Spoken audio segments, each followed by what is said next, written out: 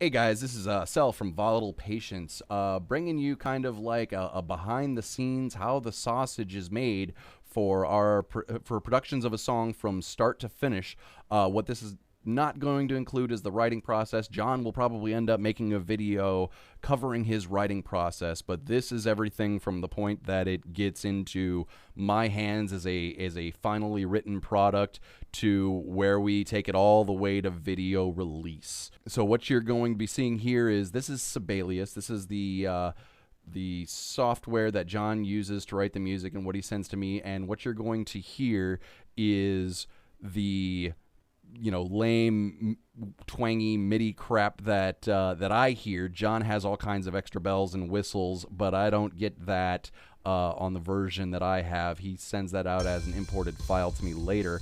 Speaking of imported files, after we learn the song, we switch over to Logic, where we do a vocal storyboard, where we just lay down a very rough vocal track of so we get kind of on the same page in terms of what we're kind of looking for as a general idea before we get moving on into recording, where we will start with the drums. With the drums, what we do is we use a couple condenser mics to mic the overheads, but then otherwise for the rest of the drums we use triggers, and then from there I add in the bass, which we just import the MIDI file from Sibelius, and we eventually end up adding Loki to that. Then we do the guitar recordings. I use a Sennheiser cab mic and a Rode NT1A to get the audio for that.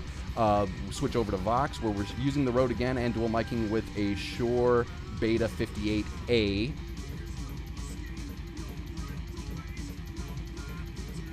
And then after the recording done, that is when I start to get into the mix and start putting on the effects processing and everything.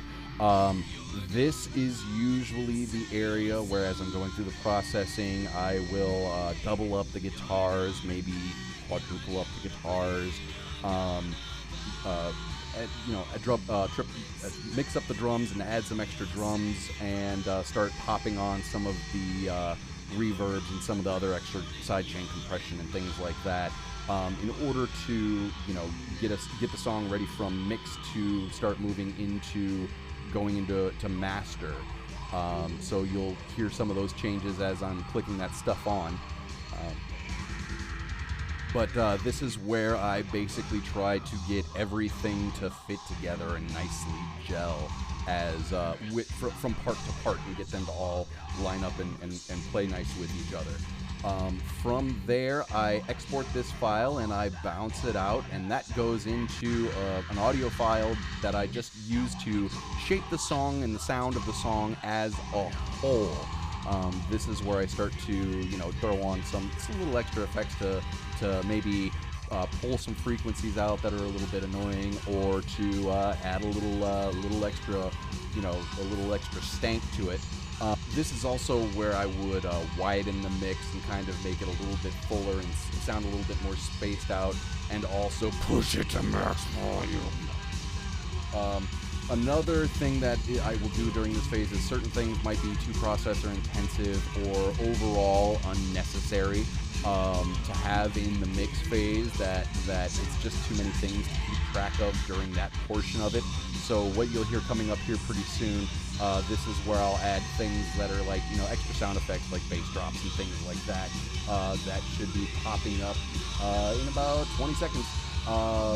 And that will be, I'd pop that in here just for the fact that it's just a little easier to handle, a little bit easier to work with.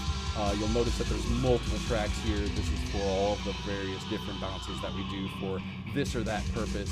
Just ignore those. We're not using those in the vast majority of those.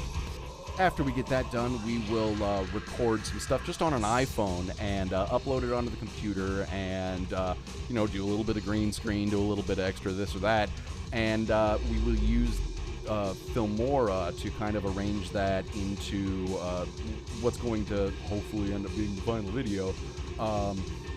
With that, it's work in progress. I'm still learning how to use this stuff, so that's just everything we do is in-house.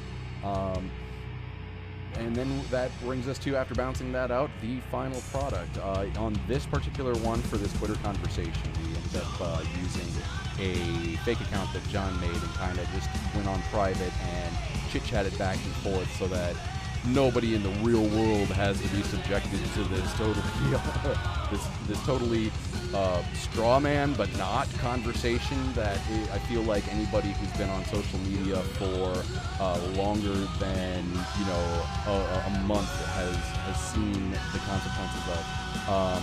But that was our video, and I hope you guys really enjoy it.